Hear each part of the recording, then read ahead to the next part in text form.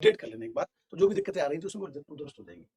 अपने परिवार की गरिमा का ध्यान रखना, जरा बताइए इस वाक्य में कहां पर इसके स्थान पर क्या आ जाएगा, इसके स्थान पर इनमें से क्या आ जाएगा, जरा बताइए कि अपने परिवार की गरिमा का ध्यान रखना, जरा बताएं, जरा बच्चे बताएं कि इसके स्थान पर क्या आ जाएगा, कि अपने परिवार की गरिमा का ध्यान रखना, जरा बताएं कि इसके स्थान पर क्या आ जाएगा,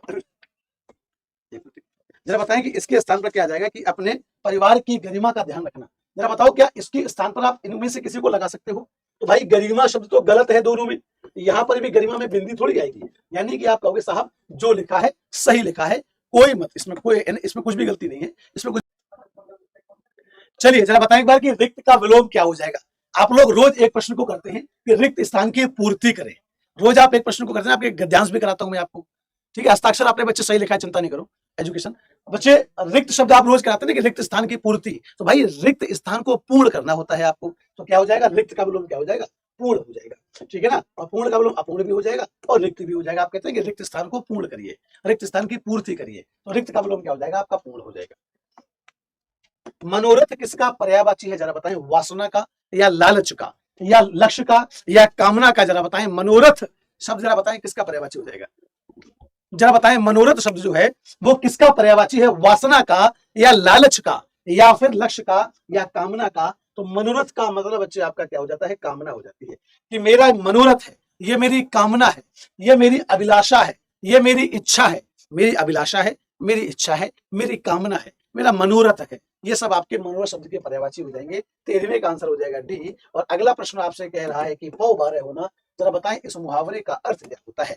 तुम्हारी तो पौ बारह है मेरे बच्चे कि आप टेस्ट सीरीज भी लगा रहे हो, आप क्लास भी कर रहे हैं, आपको मैं बढ़िया सी बढ़िया आपको पीडीएफ भी दे रहा हूं। एक पीडीएफ मैं आपको दे चुका था विलोम शब्दों की, एक पीडीएफ वाक्यांश के लिए एक शब्द की पीडीएफ मेरे पास तैयार है। मैंने सुबह एक छोटी सी आपसे रिक्वेस्ट करी थी टेलीग्राम पर कि जो अपनी मैराथन है, अभी मेरी जो मैराथन जो कल होने वाली है शाम को 7 बजे, यदि आप उसके लाइक को 10,000 पहुंचा दें, मेरे पास एक बड़ी प्यारी सी पीडीएफ है, मैं वो पीडीएफ आपको दे दूंगा, ठीक है ना। एक बार सभी साथी एक बार मैं आपको दिखा दूं, तो जिसने भी अभी तक उस वाली क्लास को एक बार लाइक नहीं किया है, तो ईमानदारी से आप सब लोग एक बार उस क्लास को लाइक कर देना। अभी मैं दिखा देता हूं, फिर से अपने प्रश्न पर चलेंगे, फिर से अपने प्रश्न पर चलेंगे। देखना जैसे ये यहाँ पर अभी आप क्लास कर रहे हैं, तो आपको यहीं पर नीचे दिख जाएगी, देखो इस प्रकार से।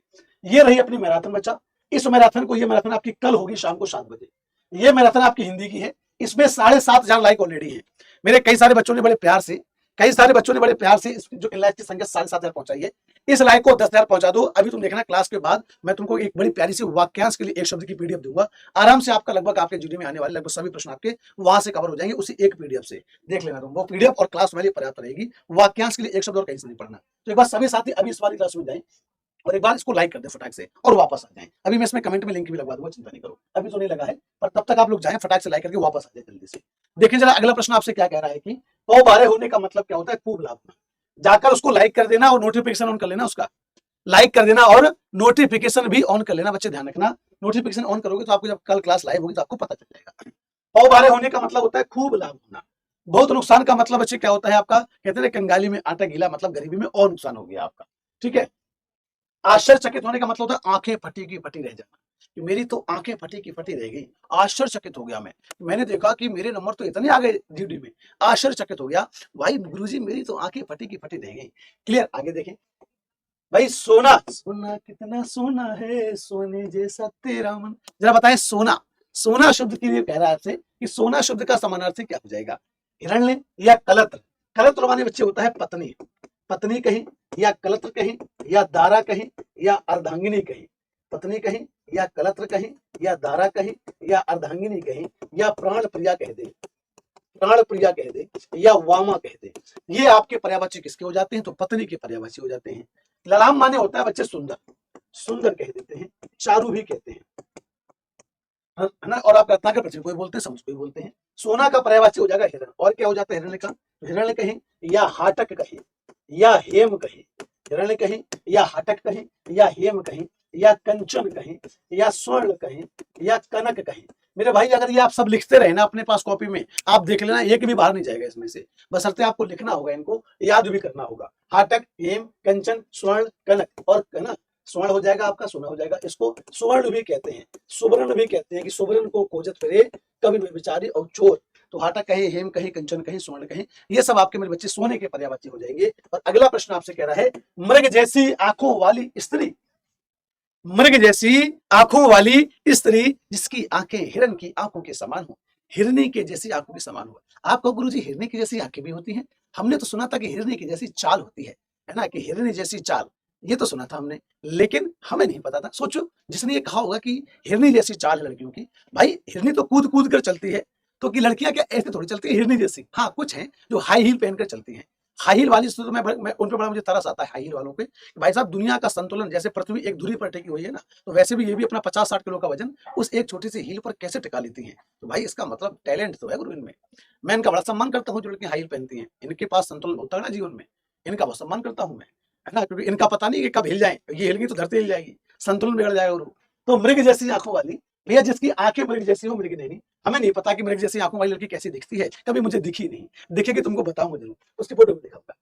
खूब लड़ी मर्दानी वो तो अहिल्या थी, खूब लड़ी मर्दानी वो तो झांसी वाली रानी थी, या खूब लड़ी मर्दानी वो तो अनसुईया थी, खूब लड़ी मर्दानी वो तो रानी पद्मावती थी। मैं सारी वीरांगनाओं का बहुत सम्मान करता हूं, लेकिन ये सुभद्रा कुमारी चौहान जी के द्वारा लिखी हुई पंक्तियां हैं, तो इसको हम वही स्पेक्ट करेंगे जो उन्होंने कहा था। हालांकि ये सभी वीरांगनाएं हैं, रानी पद्मावती भी एक बहुत अच्छी वीरांगना है ना, वीर स्त्री है, अहिल्या भी वीर स्त्री है।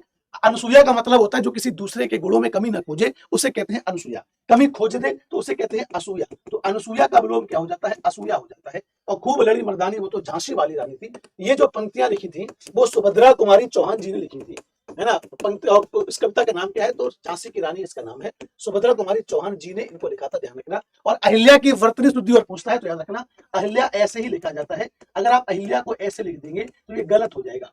अहिल्या शब्द जो है वो आपका ऐसे गलत है, यही अहिल्या शुद्ध लिखा जाता है जब आपसे ये वर्तनी शुद्धि में आपसे पूछा जाए तो।